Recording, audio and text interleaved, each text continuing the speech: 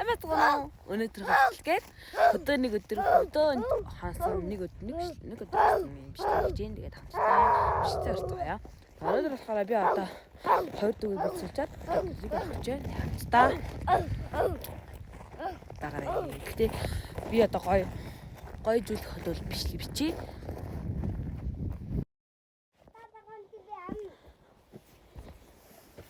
За, нааш үд. Хайди шав яа. Ой чамд гоё идэх юм уу гэж. Эна. Гүзэти. Тацгатдэ. Эндүг.